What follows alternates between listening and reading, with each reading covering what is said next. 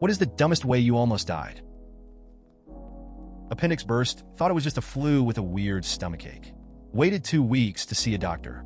Doctor said I wouldn't have lasted one more night. Immediately met a specialist and went into surgery.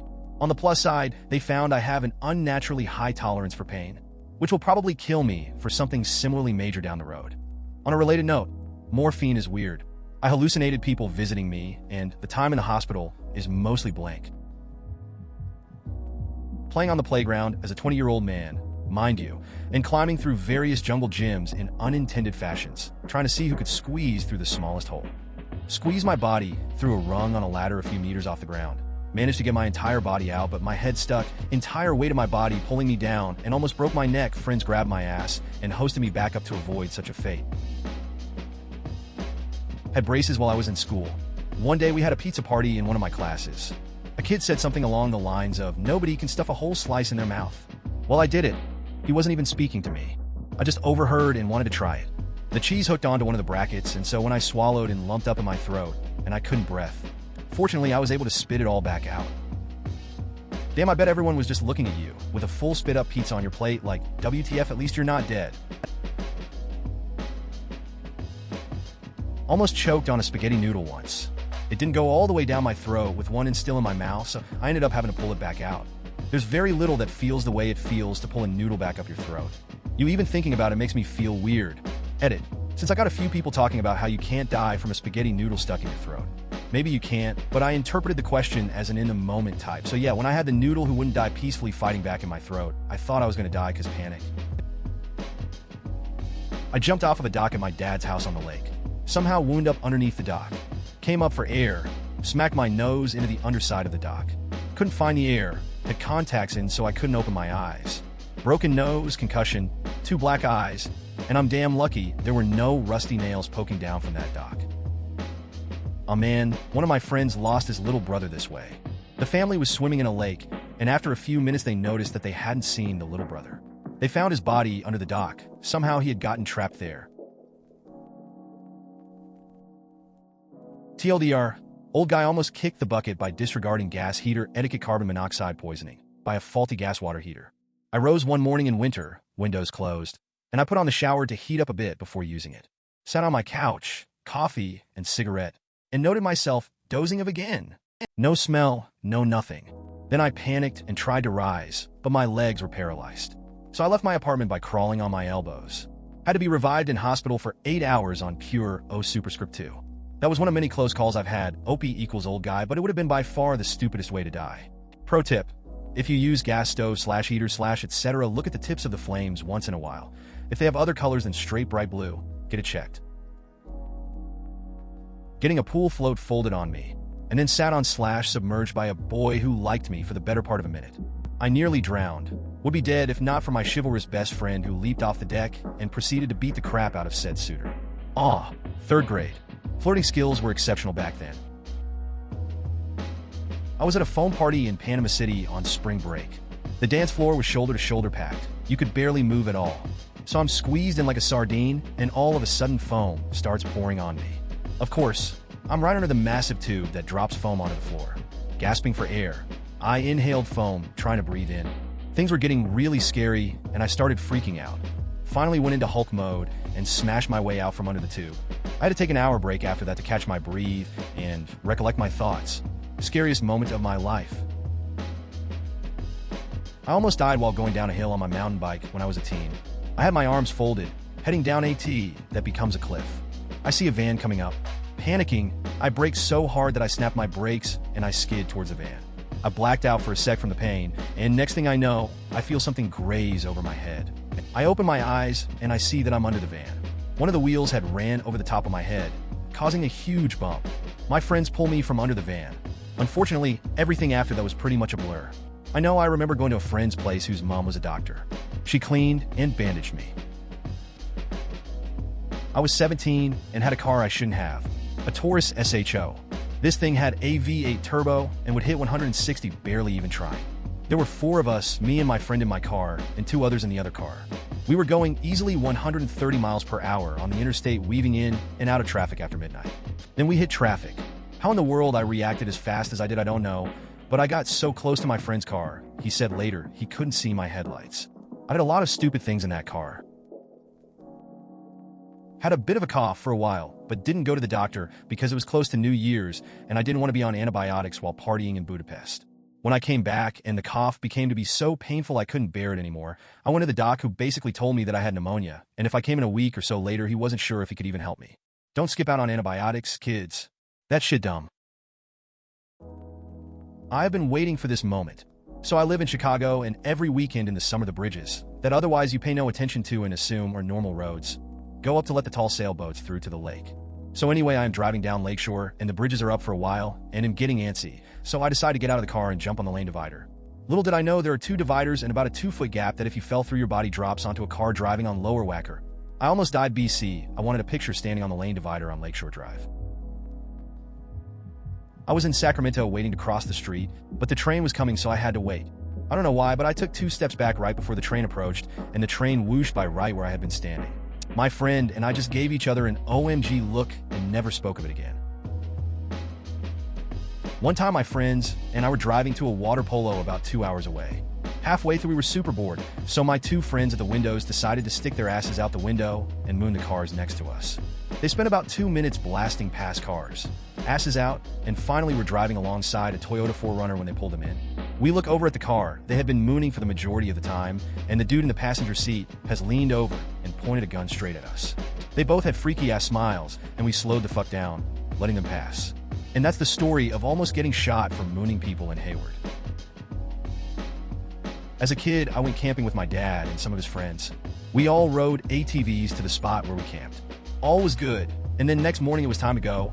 I decided I would be responsible and put out the morning fire camp. As I was literally seconds away from dumping the huge container of water into it, my dad tackles me 9-year-old ass to the floor. Turns out it wasn't water, it was gasoline for the ATVs. Don't know if I would have died, but at least gotten seriously burned. I tripped and fell down the whole flight of stairs at home. Luckily, I just broke some toes in my wrist and whacked my head on the wall at the bottom, resulting in 4 months of post-concussion syndrome, meaning I fell over dizzy every time I looked up at the wrong angle, instead of breaking my neck. Fun times. Was sitting in a dingy drinking on a lake. Friend came out with a boat, offered to drag me back. I held onto the side, he blasted the engine, dragged me out of the boat. My grip failed, I slid down the side of the boat and under. I came inches from having my body chewed apart by a 100 HP engine. I feel like this was more his fault than mine. Not necessarily killed, but seriously fucked up. Me and my friend were backpacking in Eastern Europe, and we were going through Serbia, mistake number 1. We were in one of the countryside towns, but it looked abandoned, and my dipshit friend just up and yelled at the top of his lungs, "America!" And all of a sudden out the wazza comes at least 5 big-ass dudes in track suits yelling in Serbian. I don't know if they were trying to rob us or beat us up, because no one was doing anything. I think they thought we were in the Kosovo War. Anyways, after much yelling, I started yelling, "We're Canadian! We're Canadian!" And then they just stopped yelling and left. Shout out to all the Canadians in the house for saving me and my idiot's friend's life. My sister and I put our beds up as bunk beds, which they were made for but hadn't been used as in a long time. I was laying on the bottom bunk with my head facing the TV. Got up, and the metal bed rail pops out and slams into the pillow exactly where my head had just been. If that didn't kill me, I would have been seriously brain damaged. One morning going to school, my mom noticed a stray dog messing with her plants in our front yard. Her being afraid that it had rabies or something, she wanted me to scare it from the comfort of her car. So she parked the car along the curb, and I stuck my head out the window to yell at it. My mom tried to roll up her window, but instead hit the button for mine. The window rolled up on my neck, and I couldn't pull my head back in. As I'm gasping for breath and flailing my arms, my mom says, "That's not going to scare the dog." Took her far too long to notice that she was choking me with the window, and after more of her fumbling with the buttons while crying hysterically, I was able to breathe again. But then she said I could stay home from school that day, so it all worked out. I run the trails in the Ohio National Park districts. About 3 miles into my run or so, I felt that I'm being stared at feeling, and I stopped to look around the woods. There was a wolf. Coyote.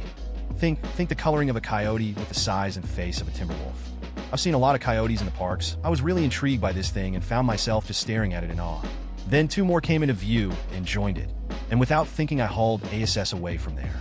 Fastest quarter mile I've ever run. Really hurt me knee in the process. I can't believe they didn't chase me. That would have been the end of me for certain. Afterwards, when I had a chance to think about the look in its eyes, I was definitely being sized up as a meal and not a curiosity. I was about 14 to 15. Your average curious tinker kid. Took apart my PS2, went to dislodge one of the capacitors with a brute force using a screwdriver. Apparently, I never unplugged the PS2. All I remember is a flash of blue, a screwdriver flying across the room, and the lights in the entire house going out. Took a break from tinkering after that. I strapped myself into a knee board and went into 2 foot of water. When it inevitably flipped, I couldn't flip it back over, and had strapped myself in tight, so couldn't free myself. So after about a minute of panicking and gasping for air, I managed to free myself and stand up in the 2 foot of water. To this day, those things still scare the crap out of me. I drowned. Literally. Was at a lake on a post-graduation picnic when I was 18. Wasn't a strong swimmer, but the guy in front of me didn't swim at all. He got a hold of me and pulled me under.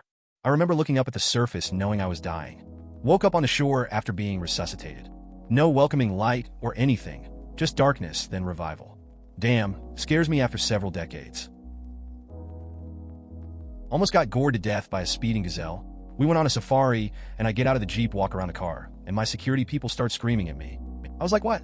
Turn around, and this small gazelle flies straight into my nuts, with an almighty head, but from hell. Luckily, it didn't have horns for some reason, guess, because it was so young, otherwise Shaq-Up would have been playing the bagpipes in heaven at this very moment.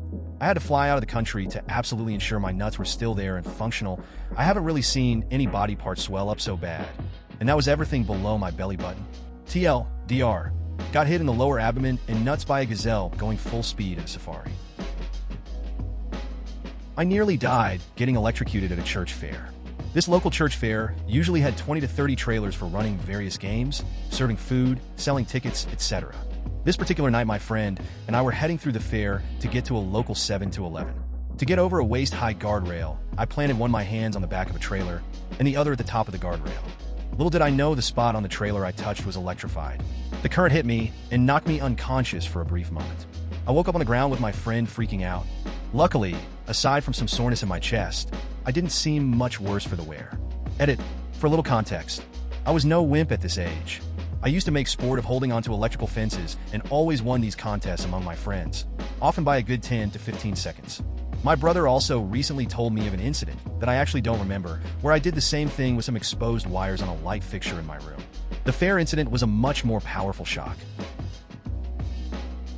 I had a similar incident, riding downhill full out when partway down a car pulls out from a stop sign. They stopped in the middle of the intersection. I locked up my brakes, do a skidding 90 left turn, managed to not lay it down, then swerve around the front of the car and keep going. Heart was pounding something fierce, and don't think I could replicate the move if I practiced for a year. Doctors have a hard time understanding people with high pain tolerances. I passed several gallstones and was told I was suffering a little from overeating, I guess because I wasn't in enough pain. I was getting jaundice later from a stone stuck in a duct, and a different doctor looked at me puzzled and said, "Aren't you in excruciating pain?" I was in pain for sure, but I guess I wasn't crying or screaming. I'm not sure what they wanted. Winky face.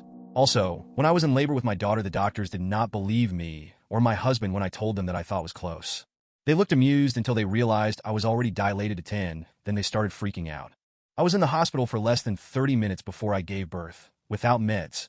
It hurt, but they were shocked at how calm I was. I guess it is a good thing to have high pain tolerance in labor, though.